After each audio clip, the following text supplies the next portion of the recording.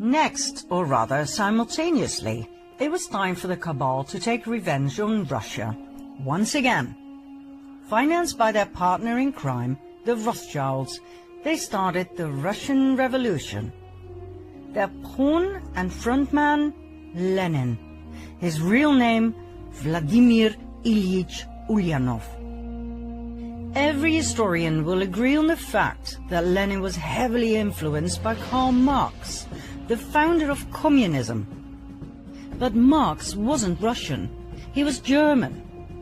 Lenin was Russian, but as he spent many years in exile in Finland, Switzerland, England and Germany, he had become almost a stranger to Russia at the time the first part of the Russian Revolution broke out in February 1917. He was completely westernized. Marx had inspired him massively with his 1848 pamphlet, the Communist Manifesto.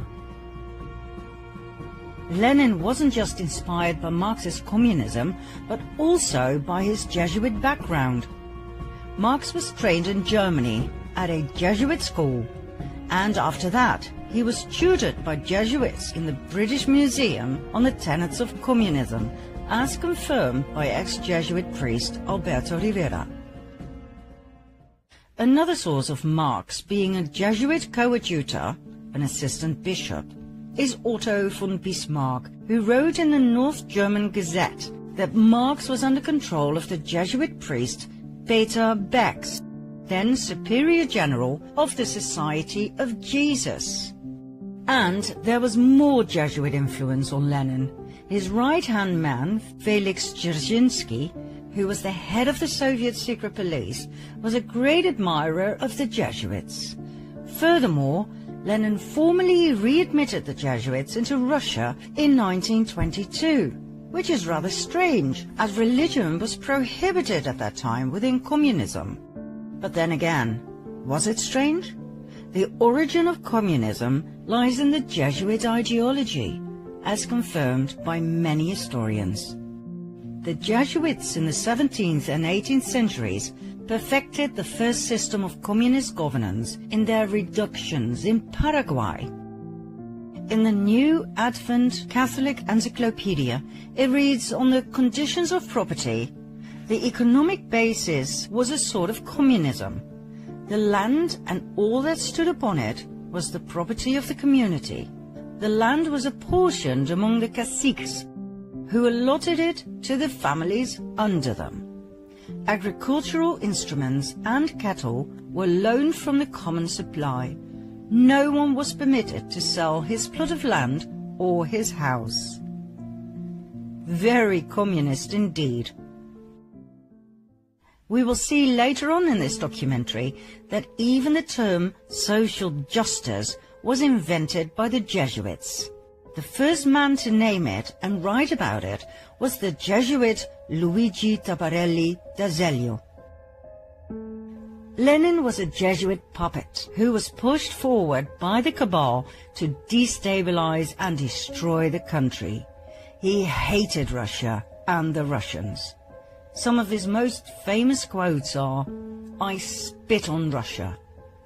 While the state exists, there can be no freedom. When there is freedom, there will be no state." And, "May 90% of the Russians die, and let the other 10% live under communism." The Russian Revolution was a Jesuit attack on the country. Their motive? Revenge. Their pawn? Lenin. Their tool? The Bolshevists. They were the equivalent of the Jacobins during the French Revolution. Millions of people died in Russia between 1917 and 1923, the year in which the Russian Revolution ended with the Bolshevist founding of the Soviet Union. Now, before we move on to World War II, where we will share with you a discovery that, quite frankly, knocked us off our feet, so keep watching, we will first take a look at a chain of events in the US. Maybe you remember from part 2 of the previous series, that in 1913 the US Federal Reserve Bank was founded, the mother of all banks, owned by several Cabal families, among which the Rothschilds? Remember what happened to the three wealthiest and most influential opponents of the Fed? They conveniently died when the Titanic sank. Less than a year later, the Fed was a done deal. In the US at that time, about 21,000 banks did not yet fall under the jurisdiction of the Fed. That was, and still is, an absolute lethal thing to do. One might as well commit suicide, as history has proven over and over again, worldwide. In 1914, World War I started, 1 year after the establishment of the Federal Reserve. Between 1914 and 1919, the Fed doubled the money supply, causing a nationwide increase in lending. In 1920, it shrank the money supply, and 5,500 competitor banks went bankrupt. They were bought by the Fed for next to nothing. Between 1921 and 1929, the Fed increased the money supply again. Loans were everywhere. But on October 23, 1929, 2.6 million shares were sold in a frenzy. By whom? Not that hard to guess. The next day, on October 24 at 9 a.m., Wall Street was closed, and the moneymakers who had gathered outside slowly started to realize in a state of shock what had happened. Loans were called in. Investors were forced to sell their shares. This event became known in history as the Wall Street crash.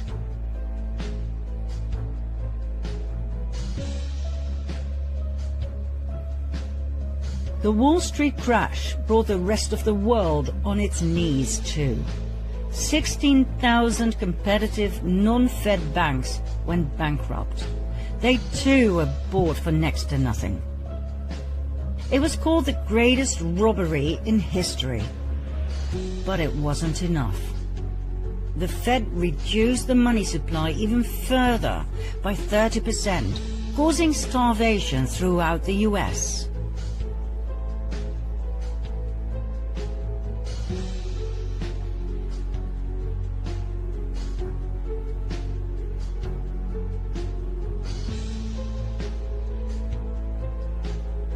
The Rothschilds had done what they had successfully been doing since the French Revolution, manipulating the stock market at the expense of the people to further increase their wealth and power. Congressman McFadden was so horrified he began impeachment proceedings against the bankers who owned the Federal Reserve. Like I said, he might as well have committed suicide straight away. He was poisoned at a banquet, and the impeachment was abandoned. One simply does not get in the way of the Khazarian cabal.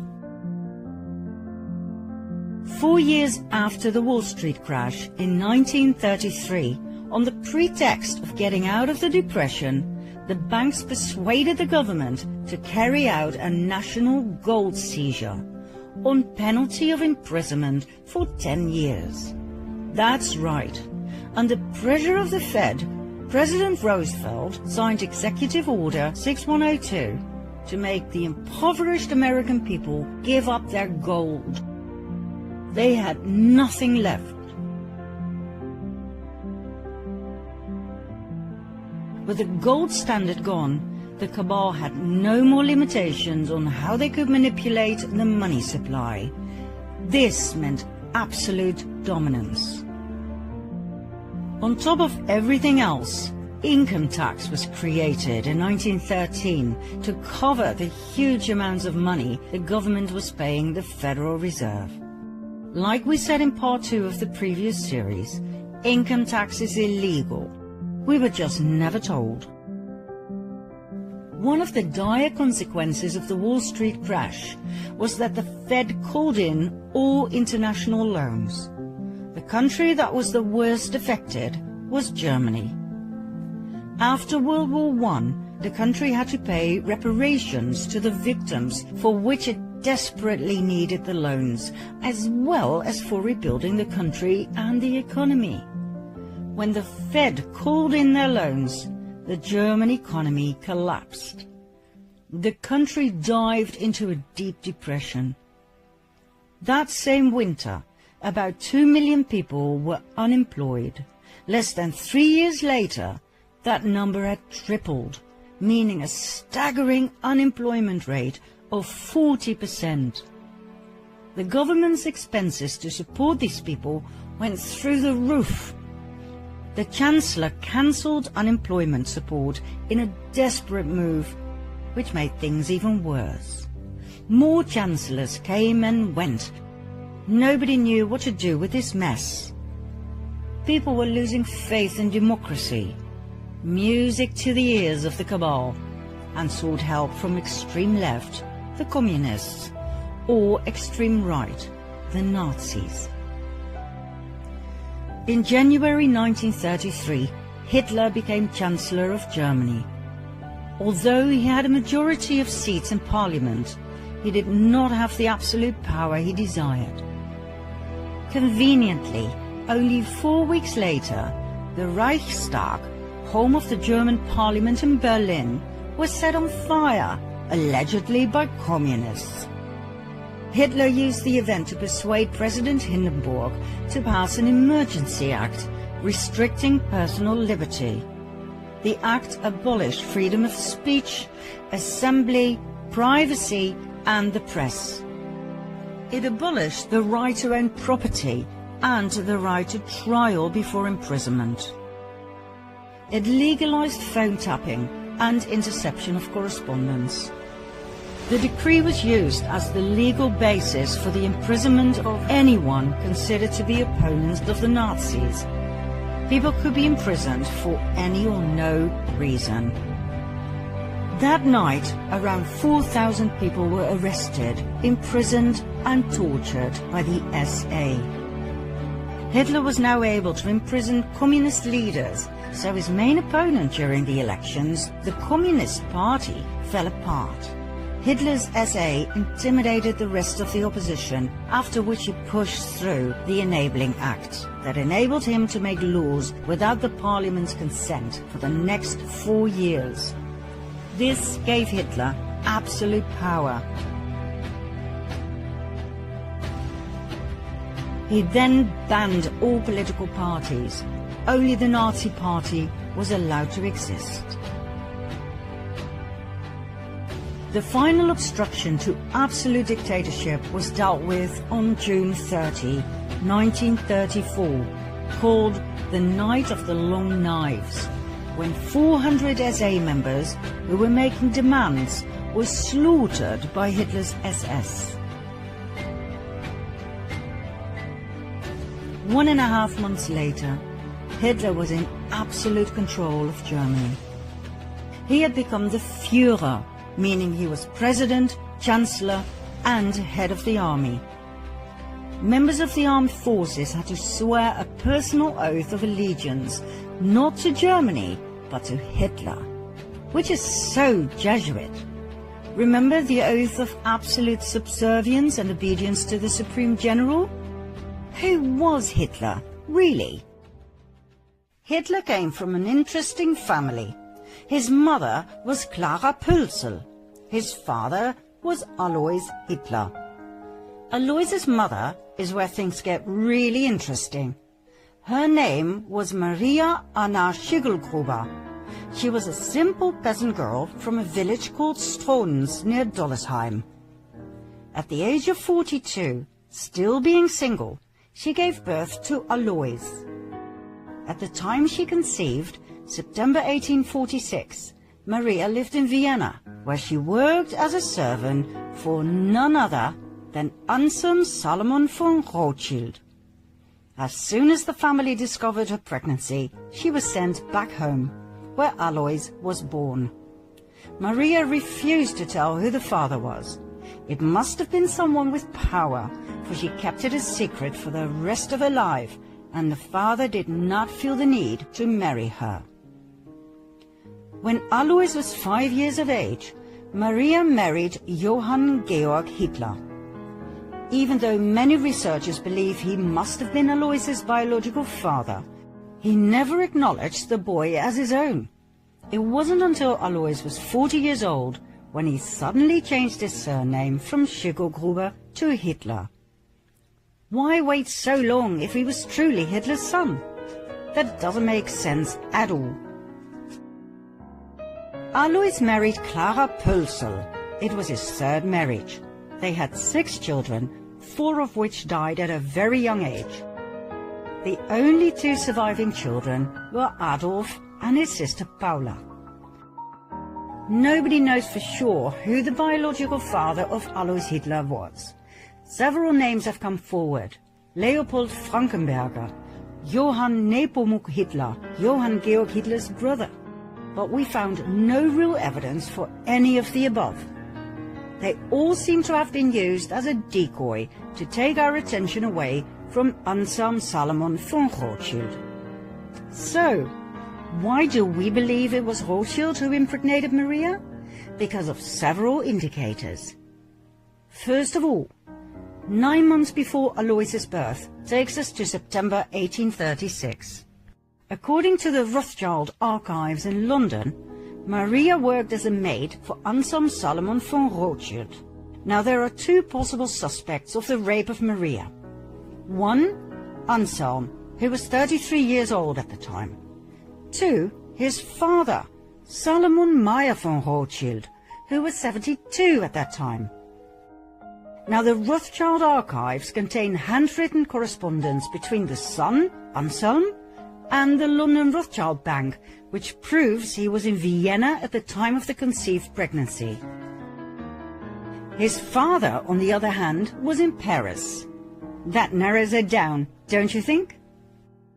Secondly, in 1876, when Alois was 40 years old, he suddenly inherited a large sum of money. From whom? There wasn't any money in the family. Anselm Salomon von Rothschild died a year and a half prior, the time needed to pass an estate through the probate court. It was the same time Alois suddenly changed his name to Hitler, remember? Was that just a coincidence, or was it a demand by the Rothschilds in order to receive the inheritance, so that he would not be traced back to the Rothschild bloodline? Now please bear in mind that officially the Rothschilds were Jewish. They were the Babylonian Khazars who converted to the Jewish faith under pressure of the Russian king. Call them fake Jews if you like, but to the outside world, Adolf Hitler's father was half Jewish.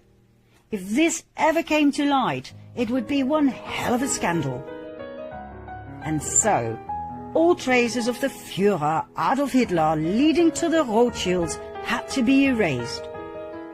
In 1921, the Munich Post intercepted a pamphlet that circulated among the early members of Hitler's Nazi party, the NSDAP. The pamphlet's title was Adolf Hitler, Traitor. It dealt with the alleged Jewish blood in Hitler's veins. It accused Hitler of fronting for Jewish finances and for acting like a Jew himself. The Munich Post decided to publish the pamphlet. On the very day that Hitler became Chancellor, the Munich Post was ransacked and its editors and writers were sent off to concentration camps, where they were never heard from again. The Austrian Chancellor Dollfuss investigated Hitler's family origins on 2 occasions. The first investigation, published in 1932, determined that Hitler's father was illegitimate, born to a 42-year-old unmarried woman and an unknown father. The second investigation determined that Hitler's mother was employed as a domestic servant in the residence of Baron Rothschild of Vienna. Shortly after, Hitler ordered the assassination of Dollfuss in 1934.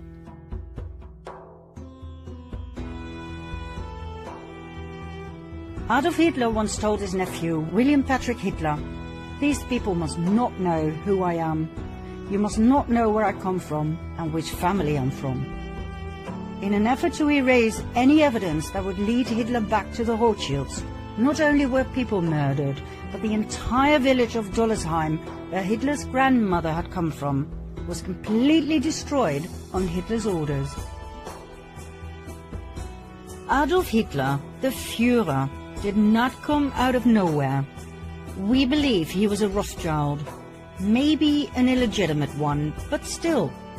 We saw in the previous series, in part 5, how the illegitimate James Alefantis Rothschild was pushed forward by the family to play a very important part in the US elite and their Pizzagate. Well, Adolf Hitler too was pushed forward the same way to influence the outcome of yet another Cabal war. Hitler was a great admirer of the founder of the Jesuits, Ignatius of Loyola. He said, "I learned much from the order of the Jesuits. Until now, there has never been anything more grandiose on the earth than the hierarchical organization of the Catholic Church. I transferred much of this organization into my own party."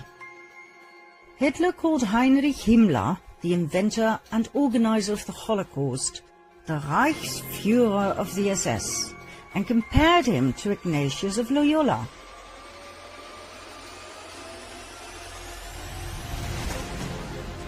The SS organization has been constituted by Himmler according to the principles of the Jesuit order.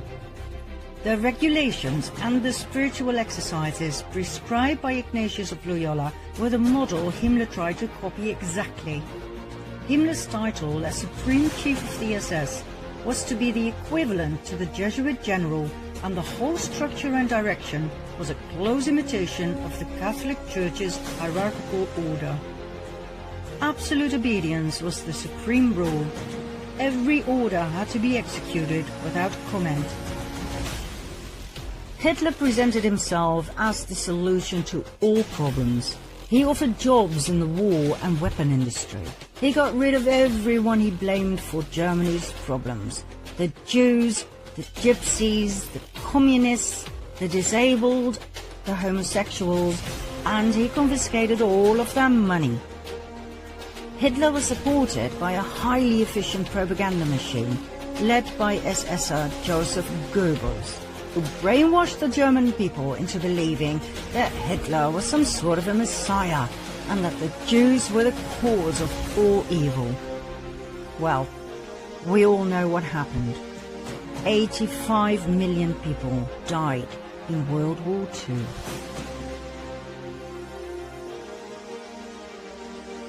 But the Cabal wasn't done just yet.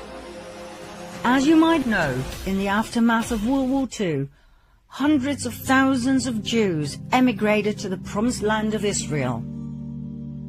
But did you know that this migration had already been planned by the Cabal in 1917?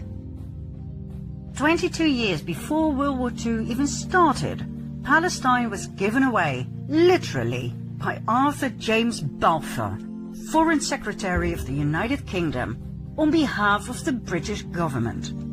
As if nothing more but a chess piece, a country with inhabitants was given away to, guess who? Lord Lionel Walter Rothschild. But wait a minute, 1917? The First World War hadn't even ended yet. So how on earth could they be talking about a home for the Jews? The Jewish genocide hadn't even started yet.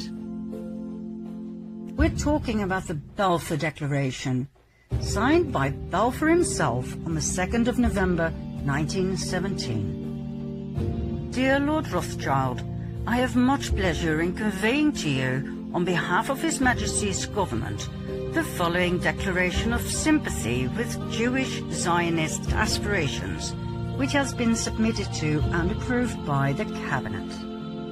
His Majesty's government view with favour the establishment in Palestine of a national home for the Jewish people and will use their best endeavours to facilitate the achievement of this object It being clearly understood that nothing shall be done which may prejudice the civil and religious rights of existing non-Jewish communities in Palestine, or the rights and political status enjoyed by Jews in any other country. I should be grateful if you would bring this declaration to the knowledge of the Zionist Federation. Arthur James Balfour. Neither the Jews nor the Palestinians knew about this. It was yet another brilliant move of nothing but chess pieces by the Cabal. What was presented as a benign action in favor of the Jews was, once again, a divide-and-conquer strategy.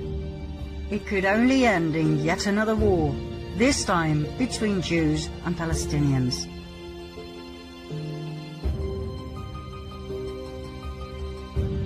The Jewish people were willingly and knowingly murdered 22 years after the Balfour Declaration was signed.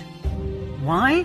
Because the Rothschilds and the other Cabal families had but one focus: Jerusalem. It's not by chance that so many family members have Solomon in their name. The Temple of Solomon, Temple Mount, and therefore the land of Israel was their main priority. We will soon tell you why and expose their deepest and darkest secret. For now, millions of Jewish people were sacrificed in order to get there.